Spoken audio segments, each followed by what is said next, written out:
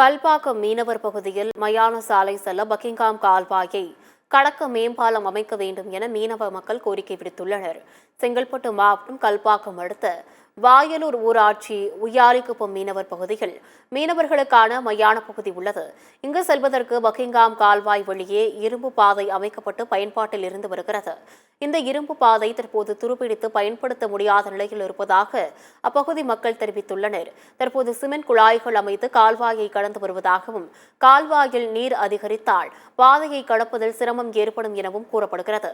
இது தொடர்பாக அதிகாரிகளிடம் புகார் அளித்தும் நடவடிக்கை எடுக்காத நிலையில் பக்கிங்காம் கால்வாயை கடக்க மேம்பாலம் அமைக்க வேண்டும் என்று மீனவ மக்கள் கோரிக்கை விடுத்துள்ளனர்.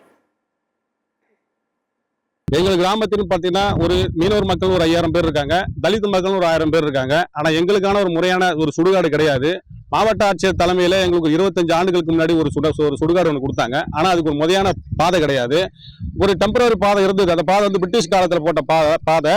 அந்த பாதை இடிந்து விழுந்து போச்சு. இப்போ நாங்கள் அந்த பாதையில் யூஸ் பண்ண முடியல. அதனால நாங்கள் ஊர் சார்பாக எங்கள் கிராமத்தின் சார்பாக நாங்கள் ஒரு டெம்பரரி பாலத்தை அதை ஏற்படுத்தி போய்கிட்டு இருக்கோம். ஆனால் வருஷம் பெய்கிற மழையில அது தாங்க மாட்டேங்குது. நாங்கள் வந்து அரசாங்கத்திடமும் ஊராட்சி நிர்வாகத்திடமும் மாவட்ட நிர்வாகத்திடமும் அணுசக்தி துறையிடமும் பல முறை மனுக்கள் கொடுத்துருக்குறோம். ஆனால் அவங்க எந்த வகையான எங்களுக்கு ஒரு பாலமும் அமைச்சு கொடுக்கவில்லை. ரொம்ப சிரமமா இருக்குது.